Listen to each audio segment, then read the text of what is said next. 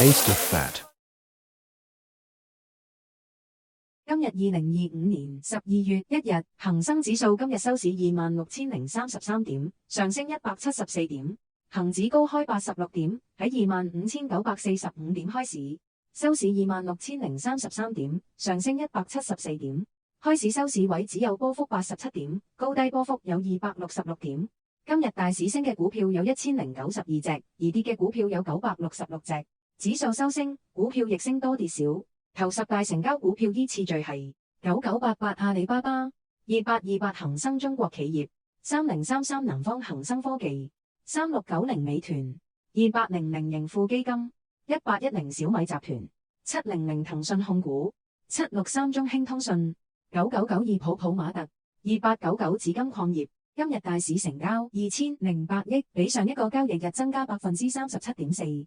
沽空金額313億，佔大市總成交15.6%，沽空比率比上一個交易日增加32.2%。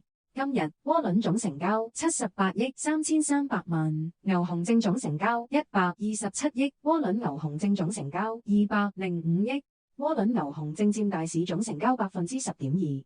如果將所有恒生指數窩輪與牛證成交總和，再減去 put 輪與熊證成交總和，相差有-4億5900萬。最大港股通成交股票9988阿里巴巴110億，兩地總流入資金13億2100萬。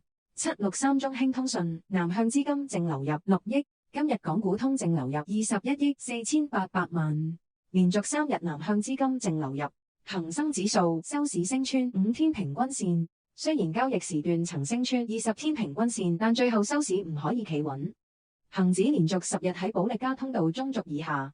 14日 RSI 上升至 49.3， 14日 RSI 維持喺50之下已經10日。今日指數成分股最大升幅股票2382舜宇光學科技大升6.2%，而第二、第三大升幅股票分別係2899紫金礦業上升5.3%， 9999網易上升3.9%。下圖包括所有恒指成分股，每一支巴嘅長度代表相關成分股佔指數比重，而巴上嘅百分比代表成分股今日沽空比率。恒生指數成分股沽空比率最大3隻股票分別係9901新東方、3968招商銀行、688中國海外發展，沽空比率百分比53.6%、44.8%、44.0%。新一幅圖，每一支巴上嘅百分比代表成分股今日嘅沽空比率和5日沽空比率平均值嘅比較。藍色代表今日沽空比率比5日平均值減少，而紅色代表比5日平均值增加。沽空比率升幅最大係688中國海外發展、9901新東方、1810小米集團，分別增加130.9%、107.5%、100.4%。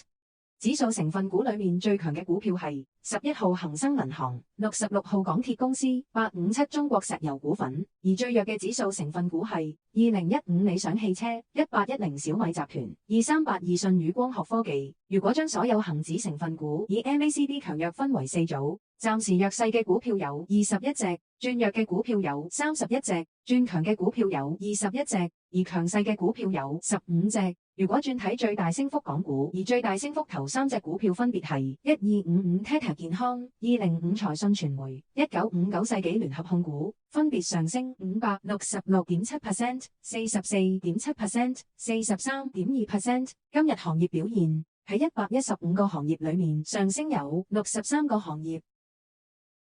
如果新去平均成交相對少嘅行業，上升有20個行業。Taste of Fat 第一部分大市簡報已經完結，第二部分為今日行業板塊表現。喺14個大板塊116個行業裏面，以平均收市價總結出表現最好嘅行業。如果有興趣，歡迎繼續收看。Taste of Fat。